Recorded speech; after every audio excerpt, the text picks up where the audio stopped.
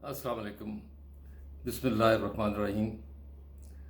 अपने समी और बसरी कॉलम आलम परवाज़ के साथ हाज़िर है ताहिर परवाज़। लें जी, कौमी बजट 2023-2024 वो भी मंजूर हो गया माली साल के लिए। और उसके अलावा ये 3 पेंशनों का क्या मामला है, इस पे बात होगी। और फिर कुछ ऐसा सिलसिला भी है जिसमें वो बाद में बात करते हैं। इसके सिलसिले में बजट मंजूर हो गया माली साल 2023-2024 का। अब इसमें टैक्स जो है वो बढ़ाए गए हैं, लेकिन देखा यह गया है कि ये टैक्स जो है ज़्यादातर उन लोगों पे लगाए गए हैं जो कि इसकी हैसियत रखते हैं। मिसाल के तौर पे 2000 सीसी की गाड़ी वाला और उससे ऊपर वाली गाड़ियों के वो रजिस्ट्रेशन टैक्स में भी इजाफा किया गया है और बहुत कुछ भी किया गया है। लेकिन एक चीज़ पे वज़ीर ख़जाना का कहना था कि जो पेंशन की मद में पैसा है वो बहुत ज़्यादा बढ़ा है, 801 अरब हो गया। तो ये पेंशन एकदम कैसे बढ़ गई, उसका उब्दा भी उन्होंने खुद ही खोल दिया। उन्होंने बगैर किसी इदारे का नाम लिए वो ये कह दिया कि एक इदारे से रिटायर होने वाला शख्स जब दूसरे इदारे में जाता है तो वो पेंशन भी ले रहा होता है और तनख्वाह भी ले रहा होता है, और फिर दूसरे इदारे से रिटायर होके वो वहाँ से भी पेंशन ले रहा होता है, तो 2 जगह से पेंशन ले रहा होता है, और फिर तीसरे इदारे में जाके वो नौकरी कर रहा होता है। तो अब उस सिलसिले में एक फ़ैसला किया गया है असूली तौर पर, जो कि यकीनन अच्छा फ़ैसला है, कि एक शख्स अगर किसी इदारे से रिटायर होता है तो उसका कोई हक नहीं पहुंचता कि वो किसी दूसरे इदारे में जाके सरकारी इदारे में नौकरी करे जहां उसे पेंशन भी मिले। सेक्शन 10 है हुकूमत पाकिस्तान का एक, जिसके तहत फ़ौज से बाज़ लोग अर्ली रिटायरमेंट लेके और वो डीएमजी ग्रुप में आ जाते थे। इसी तरह हमारे कुछ जज साहिबान जो है वो अपनी रिटायरमेंट के बाद कोई ऐसी जगह पकड़ लेते थे जहाँ पे उनकी तनख्वाह मुराद बेशुमार। उसकी एक मिसाल मैं आपको देता हूँ, जस्टिस जावेद इकबाल, जी हाँ वही सर से पांव तक चूमने वाले। तो उनका मसला ये था कि वो अब इस वक्त एक चेयरमैन है एक ऐसे कमीशन के जो गुमशुदा लापता अफराद को ढूंढने का कमीशन है। उसके बारे में आज तक एक रिपोर्ट नहीं दी गई। ये नैब के सरबराह भी रहे हैं, और जब नैब के सरबराह थे तो कहते थे तो मैं तो एक दिन में मैं फेस नहीं देखता, मैं केस देखता हूँ। तो अब क्या केस उन्होंने देखे वो आपके सामने है। वो सिवाय ये केस देखते रहे कि सर से पांव तक कैसे चूमा जाए। अब इस वक्त वो चेयरमैन है, वहाँ से भारी तनख्वाह ले रहे हैं, और अदालत से जहाँ से वो रिटायर हुए थे एज जस्टिस, वहाँ से वो पेंशन भी ले रहे हैं।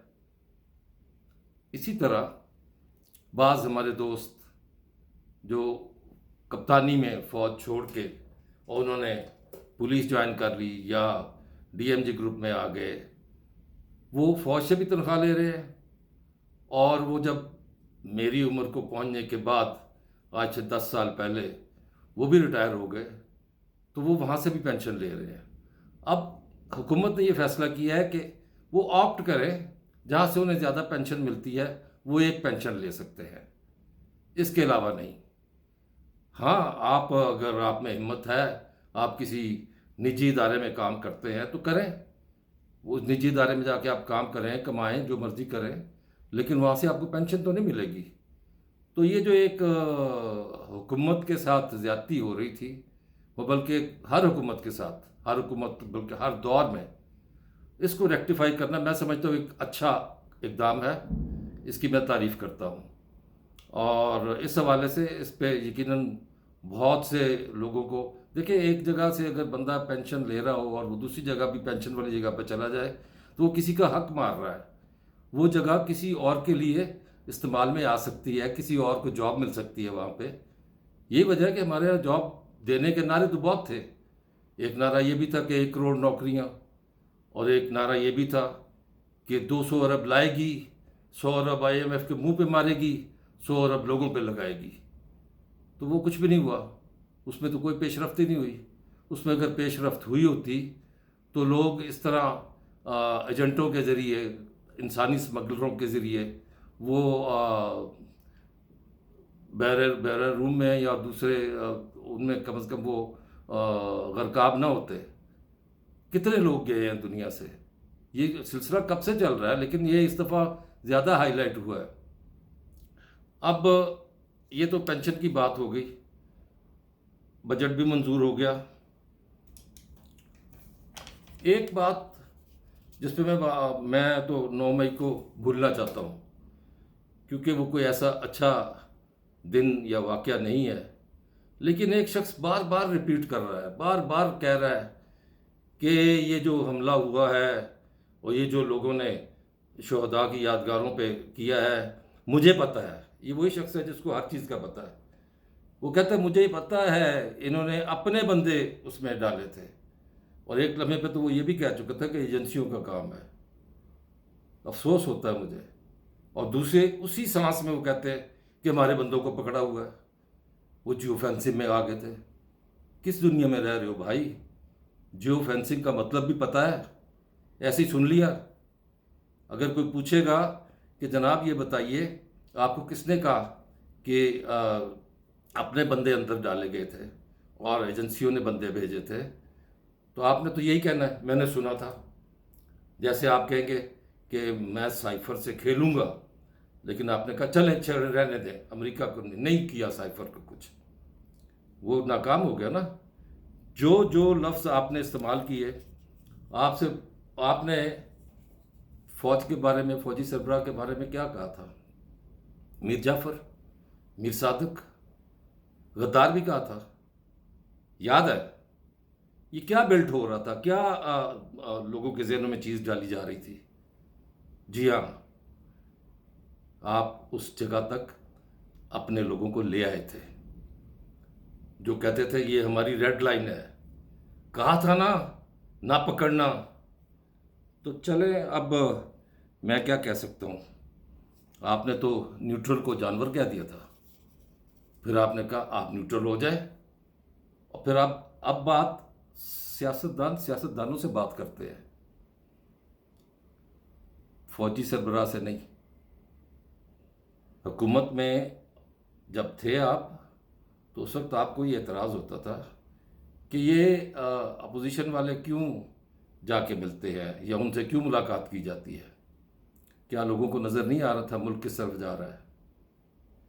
किस तरह, किस वक्त आपने कोई ऐसा काम किया जो अवामी भलाई का था? अभी तो स्कैंडल खुलने हैं। ये जो आपका इंसाफ सेहत कार्ड है, ये किन किन अस्पतालों को, जो अस्पताल कम और होटल ज़्यादा, उनके ज़रिए कितना माल बनाया गया? क्या क्राइटेरिया था इन अस्पतालों को मुंतखब करने का कि वो PTI के हमदर्द हों और जो पैसा कमाए उसमें से कुछ हिस्सा आपके हवाले करें? ये अभी सामने आना है। ये बहुत बड़ा स्कैंडल है, मैं आपको बता रहा हूँ। इस पे बहुत ज़्यादा काम हो रहा है और बहुत जल्द ये भी एक नया केस खुलने वाला है। पंजाब में लोगों को मुफ्त अद्वियात मिलती थी, अब 3 दिन में 6 लाख का खर्च पूरा हो जाता है, जो पूरे साल के लिए, पूरी फैमिली के लिए आपने मुख्तस किया था इंसाफ सेहत कार्ड के लिए। तो बहरहाल गलतियाँ करते हैं लोग, गलतियों से सीखते भी हैं, लेकिन ज़िद नहीं करते। आपने अपना वक्त गुजार लिया, अब इलेक्शन आ रहे हैं, इलेक्शन की तैयारी करें। अगर आप इस अहल हुए, काबिल हुए उस वक्त तक, तो ज़रूर इलेक्शन में जाए। तो कहते हैं ना कि लग पता जाएगा। बहरहाल आज की गुफ्तगू यही ख़त्म करते हैं। शुक्रिया।